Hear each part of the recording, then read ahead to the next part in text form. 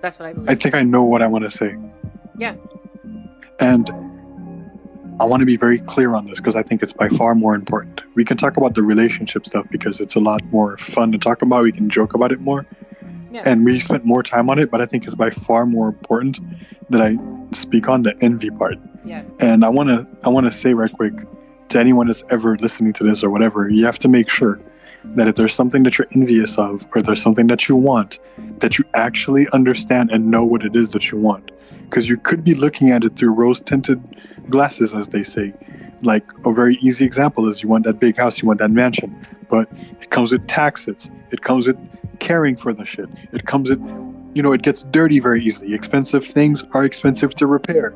It could be like that car that you want that someone else has or whatever. Well, guess what?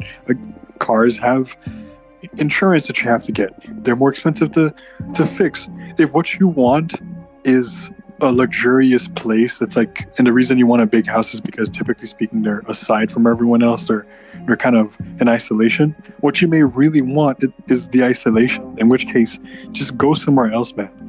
If the car that you want is not necessarily the car that you want, but it's like the freedom that comes with being able to go fast or whatever, you can get a fast car, that's really nice looking without spending, let's say, 100,000, right? Yeah. Putting yourself into debt, or even if you have money like that, next thing you know, probably by the time you attain that kind of money, unless you're part of the lucky few, you're already in your fucking, I don't know, late 40s, early 50s. You can't drive that shit like you could if you were 20, motherfucker. Like, let it go, dog. It's really not worth it. I mean, if that's what you really want, go for it. But who am I to tell you what to do with your own money? But seriously, if what you want is the freedom, bro, just get yourself something that you can be free in and live that life in your fucking, like your late 30s, maybe, after you've gotten all your responsibilities in order. Not when you're like 50 and you have to go through some midlife crisis and you put your entire family in danger because you want to drive a fast car. I don't know.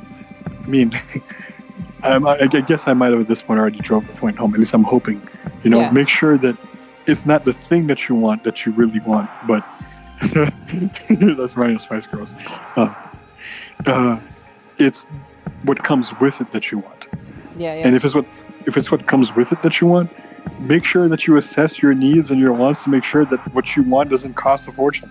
And believe me, at least from my experience, I'm really trying to say that you guys need to believe me on this one.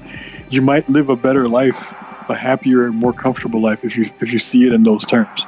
We kind of mentioned it before. It's not necessarily in the case of living within your means. It's not being blinded by the modern days constant, I would say, brainwashing at this point.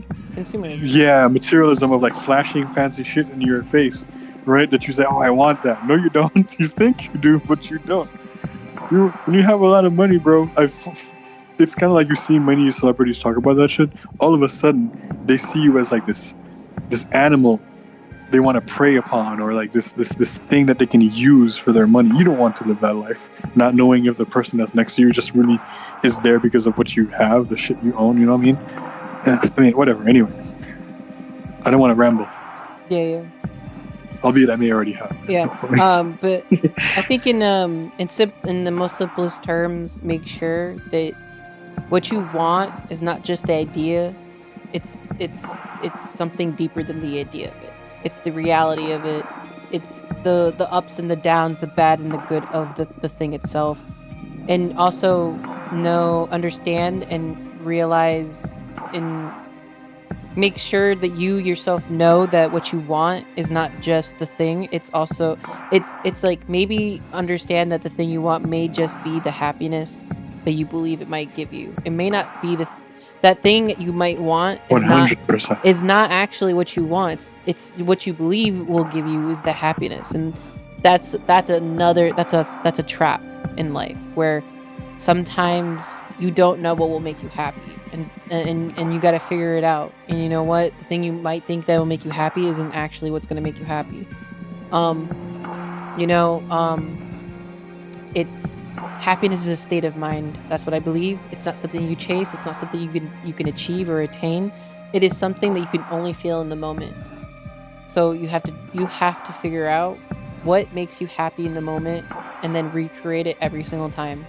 And then that's how you stay happy. That's how you have consistent happiness. That's how you have And happiness can be felt in the background of any emotion. So just because you're sad in the moment, just because you're mad in the moment, just because you're jealous or whatever XYZ feeling you are in the moment does not make you not a happy person. You could still be happy in the background. Just like you could you could feel moments of joy but still be depressed. It's the same concept. You know. But anyway, that's a good time to wrap it up and say our goodbyes. I enjoyed this very first recording in a long time. It was actually pretty good. How do you feel about it? I mean, people of the world, be good to each other. I feel great about this. That's the Rasta. That's the Rasta we all know and love. That's the